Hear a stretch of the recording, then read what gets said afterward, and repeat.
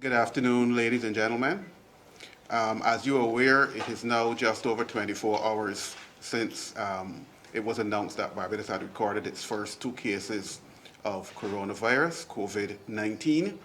And as you are aware as well, the Prime Minister has promised that everything will be done to keep the country informed on developments with daily press briefings. And this essentially is the first of those briefings. And with me is Minister of Health and Wellness, Lieutenant Colonel Jeffrey Bostick, and Acting Chief Medical Officer, Dr. Anton Bess, and they will answer your questions. So feel free to go right ahead with your questions. All right, my first question, can you give us an update on the two people who have been diagnosed or what are their conditions? How can you go into this? The two persons that we would have reported as confirmed cases yesterday are both in isolation at our isolation facilities and being treated in terms of the coronavirus. Mr. Boston, these two persons were they screened at the airport at the port of entry? Also, as relates to testing, in the US, we see a case where the lack of wide-scale testing has placed the US behind the eight ball as it relates to getting ahead of the virus. What is our capacity to do wide-scale testing? And if we are not at that capacity at this moment, when will we be there? First of all, both persons would have been screened at the ports of entry. But remember, when persons arrive at our ports of entry, they are tested in terms of the temperature by use of the temperature machines that we have. They are looked at also by the persons who are doing the surveillance. And if persons show symptoms of COVID or flu-like symptoms, or indeed if they have high temperatures, then they are removed and they go and they are seen and investigated by a port health nurse.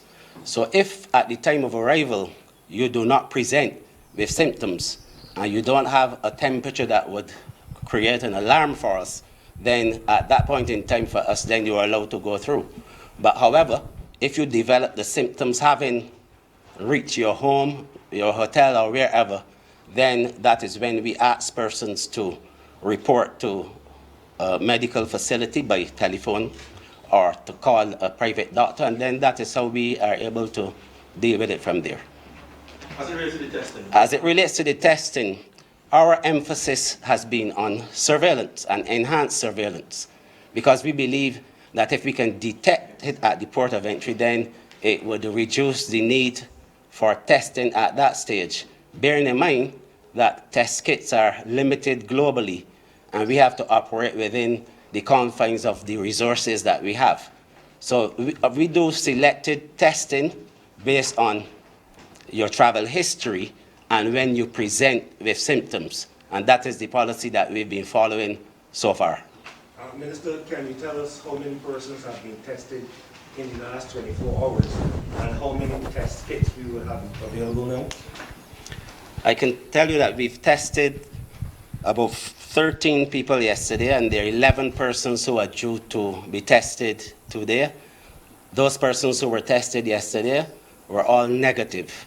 In terms of the testing kits, we have increased our capacity through some kits that were presented to us by PAHO, and the government of Barbados is in the process of purchasing a lot more kits, and the first set of kits that we are going to be purchasing, those kits are due to arrive on the 4th of April, with another set of kits coming in a few weeks after that. And we also have a third set of kits. So this is a continuous process, and we will purchase kits depending on, purchase a number of kits depending on how the situation develops.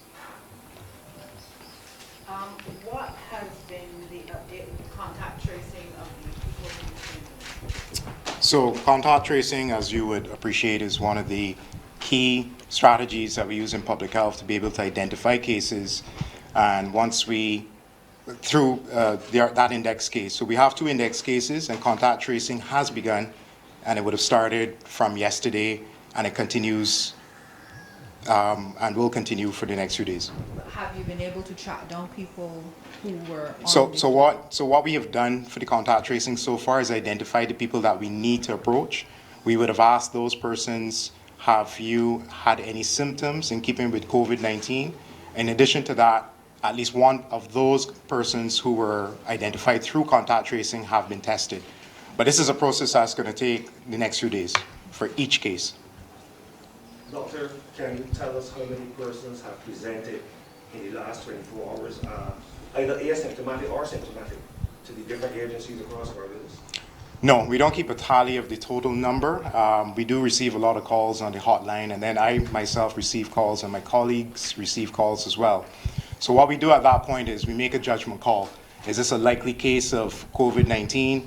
What's our index of suspicion? And if we have a relatively high index of suspicion, we then refer that person to the list that the minister alluded to, where they then get screened with a definitive diagnostic test. We understand, Minister, that the hotlines have been bombarded in the last 24 hours. Can you tell us if government is in a position or has increased the number of personnel that would be attached to that area? We've increased the number of lines, and we are in the process of increasing the number of persons working those lines. What is happening is that the number of calls that we are receiving on a daily basis has really been very high, which is good because we want to be able to engage with the public. A surprising thing for us, for example, is the number of calls that we've been getting from overseas persons who want to visit Barbados and who are trying to find out exactly what their status would be on arrival in Barbados and the facilities we have in Barbados.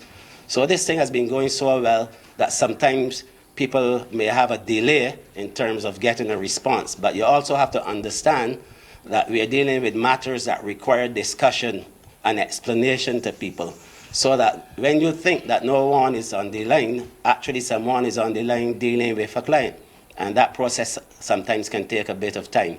So we really call for people to be patient. It's like any other call service, even if you call overseas, international call services, there's a waiting period. If you call Flow, you have to wait in line because there's a queue, and that is exactly what is happening now, but it is not that persons are not there.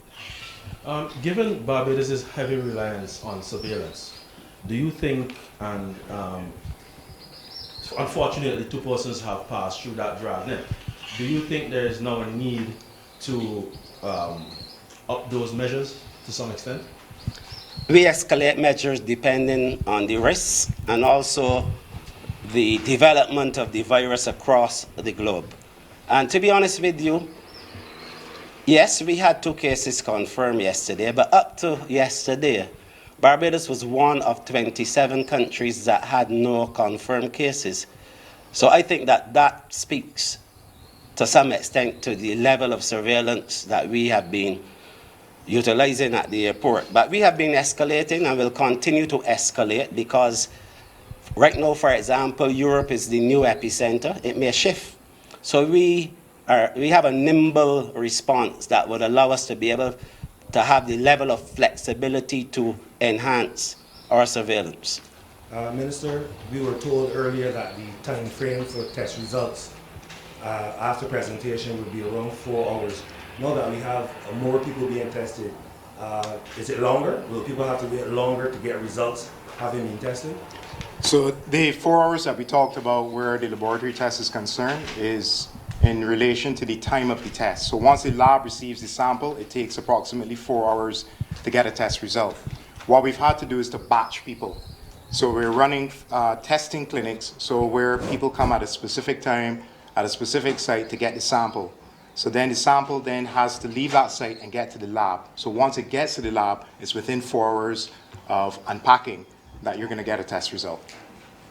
But overall, the time still remains within a 12-hour window. Okay, Dr. Bass, with regards to the first 2 confirmed cases, do they have any pre-existing conditions and disease, anything, are they mild, moderate, or severe?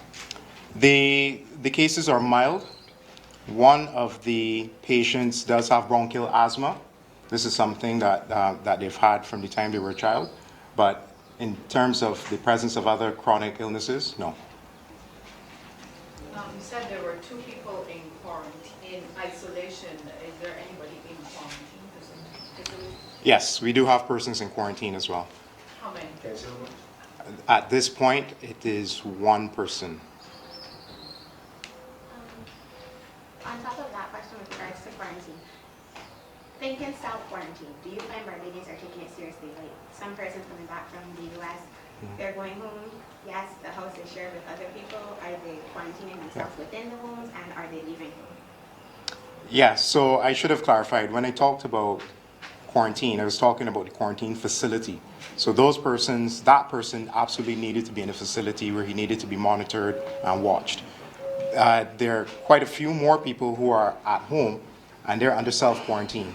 So what we do is we have a public health team that makes contact on a daily basis with those persons to verify that they're doing what they're supposed to be doing and taking temperatures and asking about the development of symptoms. These are people that we aren't categorizing as high risk in terms of the likelihood that they would have COVID. They're actually low risk. And so far, none of those persons have developed COVID-19. How many are in? I would also like to add to that, and because I think it is important in terms of the question that was asked in relation to how serious Barbadians are taking this thing. I can tell you that we've had quite a few Barbadians and some visitors who have been in self-quarantine and have actually called the Ministry of Health and Wellness to indicate that they were not feeling well. And this is exactly how the system is supposed to work, so that we can then make an intervention. So I am sure in my mind that the persons who we have self-quarantined or self-isolated, that they've been taking it seriously. Let me follow up on that question in terms of people actually doing what they're supposed to do. We're in stage 1 now, and you're cutting down on gatherings of 100 people or more. How is that going on, and how are you going to ensure that people are not gathering in hundreds or more? Let me clarify that a bit to indicate that the gatherings refer to non-essential activities, and we've cited, for example, like sporting events, cultural events, etc. And that is something that we are depending on every single Barbadian to be able to help us to observe and to do, because for sure we cannot be in all places at the same time. But this is something that affects us all. And we are calling on the common sense, the good nature of Barbadians that we know, to be able to help us to achieve this, recognizing that this is one of the measures that would allow us to contain the spread of the virus. And I believe that, generally speaking, Barbadians will cooperate as we go along. Dr. Bess, the one person that is in quarantine, should we naturally assume that person is symptomatic? No.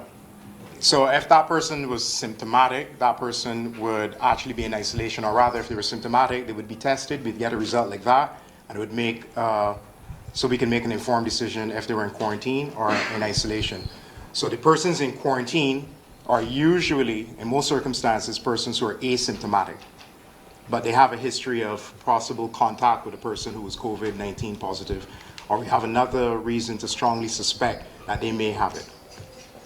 Dr. Best, can you continue now? Given the fact that government has pretty much been on the ball as it relates to the traceability, tracing these persons, etc., and the fact that you already have tracked down one of the persons, the 2 persons are already in isolation, is it safe to assume that the chances of community spread is pretty low? That is an assumption that we can't make. And we cannot make the assumption, but I can tell you that we are doing everything possible to ensure that we are in a position to limit the amount of transmission if there's indeed transmission, because containment is really the strategy going forward. Our mission is to contain the spread of this virus, and we're doing that, first of all, by identifying if there were contacts, and yes, there have been contacts as we have indicated, by locating those contacts, by isolating the contacts either but through quarantine, self-quarantine, or if those persons have developed symptoms, into the isolation facility, and finally to be able to treat those persons either by monitoring those persons who are in self-quarantine or treating those who may be placed in an isolation facility. Can somebody who has caught the virus and recovered catch it again?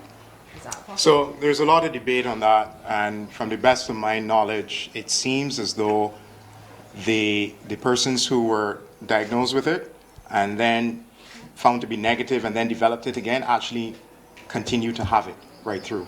But the science on this is still very early. As you can appreciate, there's a lot of academic institutions who are involved in the research, and a lot of science comes out on a daily basis. So there's a lot that we're learning every single day where COVID-19 is concerned.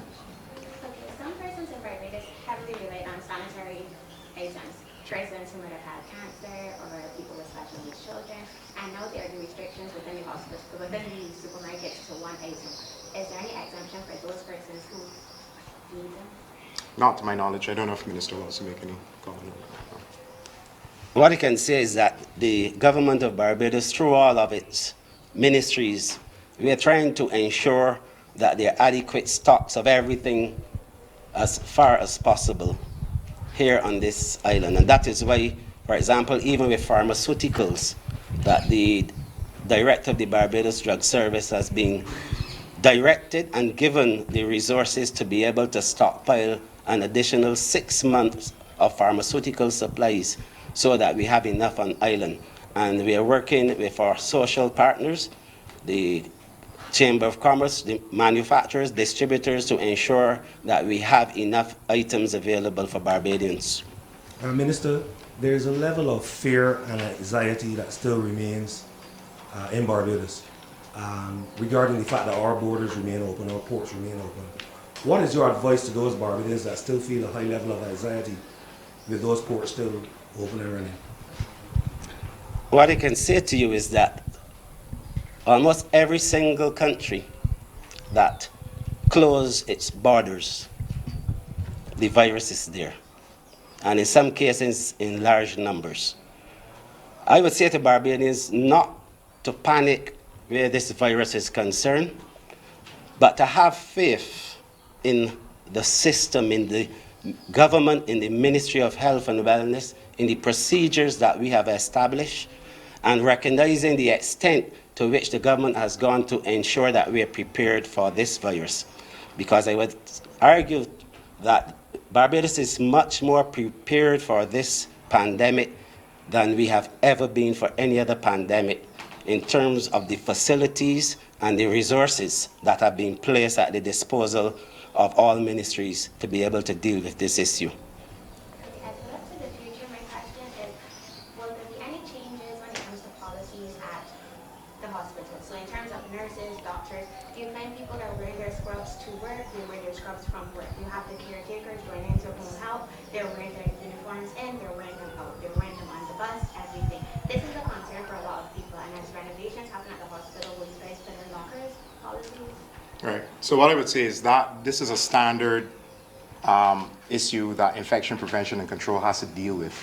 So essentially what the evidence is telling us is that you have to focus on those basic principles of hand hygiene from a personal perspective, respiratory etiquette for persons who are ill to avoid coming to work. Because you also have to consider it's not just the healthcare workers that are going into facilities, it's also visitors.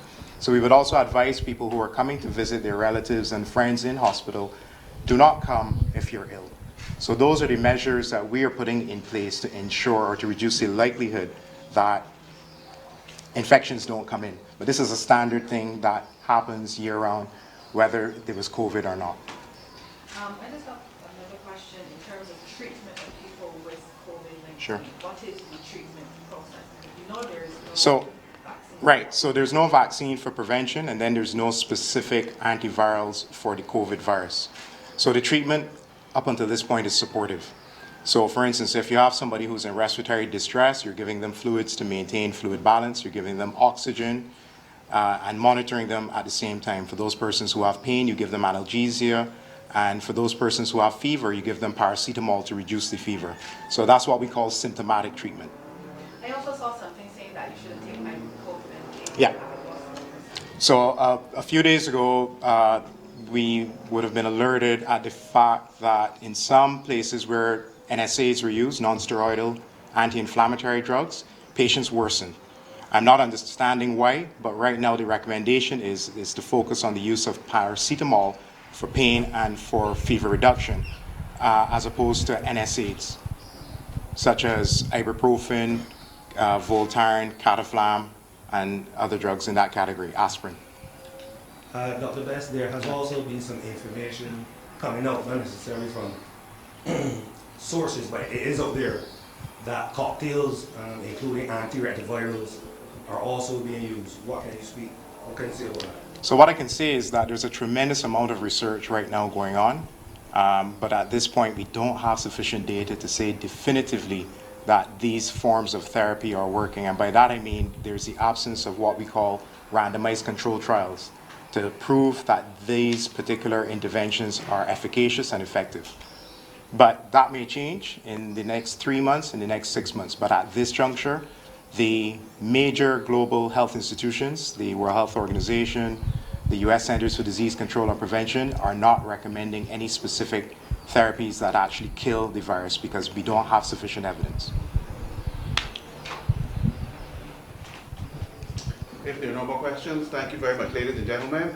Tomorrow we will also do this, as we have committed to doing a daily briefing, but we will endeavor to do it earlier in the day to facilitate production. Thank you very much. Have a good evening. Very good.